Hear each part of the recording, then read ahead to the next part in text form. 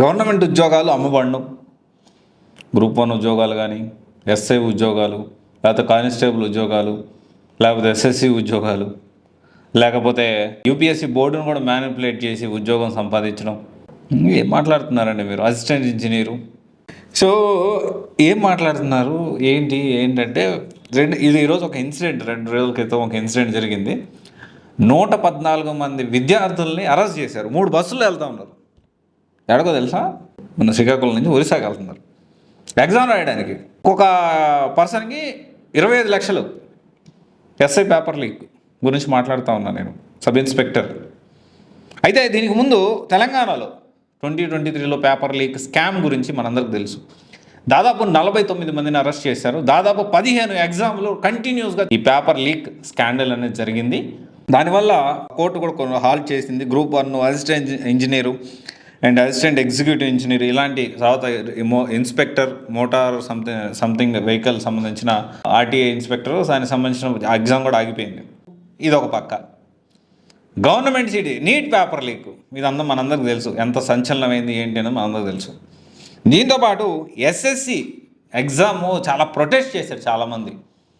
SSC సంబంధించి చాలామంది protest చేశారు. ఎందుకు ప్రొటెస్ట్ చేశారంటే టీసీఎస్ కంపెనీ నుంచి ఇంకో కంపెనీ, బ్లాక్ లిస్ట్లో ఉన్న కంపెనీకి ఈ ఎగ్జామ్ కండక్ట్ చేసే ఈ సిస్టమ్స్ ఉన్నాయి, అవన్నీ వాళ్ళు చేయాలి అన్నట్లు ఇచ్చారు. ఫ్రాడ్ కంపెనీకి ఎలా ఇస్తారు అని చెప్పి చాలామంది, అంటే బ్లాక్ లిస్ట్లో ఉన్న కంపెనీ, సో అలాంటి కంపెనీకి ఈ ఎగ్జామ్ ఎస్ఎస్సి కొన్ని లక్షల మంది రాస్తారు, గవర్నమెంట్ ఉద్యోగాలు కొన్ని లక్షల మంది ప్రిపేర్ అవుతూ ఉంటారు. సో దానికి సంబంధించిన ప్రొటెస్ట్ జరిగింది. సో ఆ తర్వాత ఇప్పుడు చూస్తే ఈ ఎస్ఐ ఉద్యోగం ఏదైతే 25 లక్షలు అనమాట, 114 మంది 3 బస్సుల్లో, తులసి ట్రావెల్స్లో 3 బస్సుల్లో ట్రావెల్ చేస్తూ ఉంటే, సో ఆంధ్ర పోలీసులు, ఒరిస్సా పోలీసులు కలిసి సో ఈ స్ట్రింగ్ ఆపరేషన్ పట్టుకొని ఆ మొత్తం 3 బస్సులు 114 మంది స్టూడెంట్స్ని అరెస్ట్ చేశారు.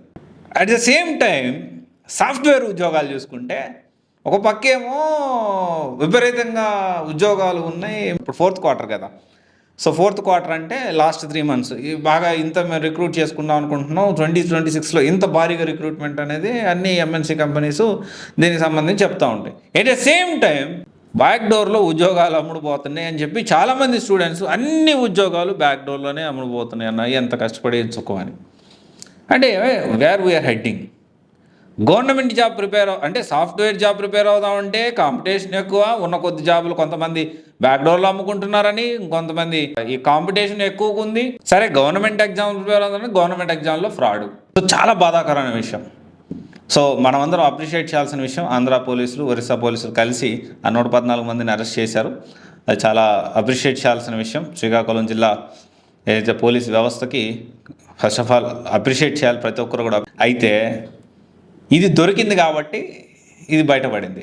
దొరకనివి ఇప్పుడు మన గ్రూప్ 1 కూడా అదే కదా, తెలంగాణ గ్రూప్ 1 సంబంధించి కూడా ఉద్యోగాలు అమ్ముకున్నారని ఒక పక్క వార్తల్లో, మీడియాల్లో సో కోడే కూస్తూ ఉన్నాం. ఒక 2 సెంటర్ నుంచి ఇన్ని ర్యాంక్స్ ఎందుకు వచ్చారు, ఉద్యోగాలు అమ్ముకున్నారు, 3 కోట్లు ఏదో చెప్తా ఉన్నాను, 2 కోట్లు 3 కోట్లు అని ప్రచారాలు జరుగుతున్నాయి. ఎంతవరకు నిజం అనేది సో టైం విల్ డిసైడ్. ఈరోజు కాకపోతే రేపైనా బయటపడుతుంది. అట్ ద సేమ్ టైం మన ఆంధ్రాలో చూసుకుంటే గ్రూప్ 1 రిక్రూట్మెంట్ అయిపోయింది. కానీ రిక్రూట్మెంట్ అయిపోయిన తర్వాత తెలిసిన విషయం ఏంటి అంటే ఈ పేపర్ కరెక్షన్లో క్వాలిఫైడ్ కాని అభ్యర్థులు ఏదో ఫార్మాలిటీగా చేశారు, క్వాలిఫైడ్ అభ్యర్థులు చేయలేదని దానికి సంబంధించి కొంతమంది అరెస్ట్ కూడా జరిగింది. అది అట్ట జరుగుతూ ఉంది. సో అందుకనే ఇది చాలా బాధాకరమైన విషయం. అయితే ఒక్కటైతే నేను చెప్పగలుగుతాను ఏంటి అంటే, కొన్ని ఉద్యోగాలు అమ్ముకున్నప్పటికీ ఇక మన చేతుల్లో లేని దానికి మనం ఏం చేయలేం కదా. కానీ ఇదే ఉద్యోగాలు ఉద్యోగాలు అమ్ముతాము, గ్రూప్ 1 ఉద్యోగాలు అమ్ముతాం, ఐఏఎస్ ఉద్యోగాలు అమ్ముతాం, లేకపోతే ఆ రైల్వే ఉద్యోగాలు అయితే విపరీతం ఫ్రాడ్ జరుగుతాం, రైల్వే ఉద్యోగాలు మీకు క్వశ్చన్ పేపర్ ఇచ్చేస్తామని, ఎస్ఐ ఉద్యోగాలు, కానిస్టేబుల్ ఉద్యోగాలు, పక్కా జాబు 30 లక్షలు 40 లక్షలు అని చెప్పి ఇలా చాలా ఫ్రాడ్లు కూడా జరుగుతూ ఉంటాయి. చాలా వరకు బయటికి రావు. ఎందుకంటే వీళ్ళు కూడా మోసపోయి వీళ్ళు చేసేది మంచి పని కాదు కదా.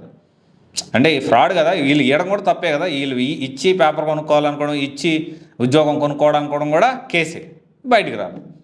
సో జాగ్రత్తగా ఉండండి. సో ఇట్లాంటి దళారీలు ఇప్పుడు ఎప్పటికైనా ముందైనా వెనకాలైనా ఖచ్చితంగా దొరుకుతారు. సో సాధ్యమైనంత వరకు మన ప్రయత్నం మనం చేయాలి. ప్రజెంట్ అయితే పరిస్థితి ఇలా ఉంది. సో ఇక నేను ఇంకా ఎక్కువ మాట్లాడలేకపోతా ఉన్నాను. కానీ గవర్నమెంట్ ఉద్యోగం ప్రిపేర్ అవ్వాలి కానీ, సాఫ్ట్వేర్ ఉద్యోగం ప్రిపేర్ అవ్వాలి, ఒక మంచి జాబ్ కోసం ప్రిపేర్ అవ్వాలి. ఒకటే గుర్తుపెట్టుకోండి, కొంత నెగిటివిటీ, కొంత నెగిటివ్ షేడ్ ఇలా జరుగుతున్నప్పటికీ సో పాజిటివ్గా మనం ఆలోచన చేసి కష్టపడేవాడికి కూడా ఉద్యోగాలు వస్తాయి అని దృఢంగా నమ్మి మనం ముందుకెళ్ళడం అనేది మంచి విషయం. పాజిటివ్గా ఆలోచించండి. Let's not deviate. సో చిన్న చిన్నవి అవుతూ ఉంటాయి. ఈ రోజు కాకపోయినా రేపైనా బయటపడుతూ ఉంటాయి. ఓకేనా, జాగ్రత్తగా ఉండండి. ఎనీవే, సో ఇదైతే బాధాకరమైన విషయం. మధ్యతరగతి వాళ్ళు ఇంకా డౌన్కి వెళ్ళిపోతూ ఉన్నారు, డబ్బున్న వాళ్ళు ఇంకా డబ్బు ముందుకు వెళ్ళిపోతూ ఉన్నారు. Anyway, thank you.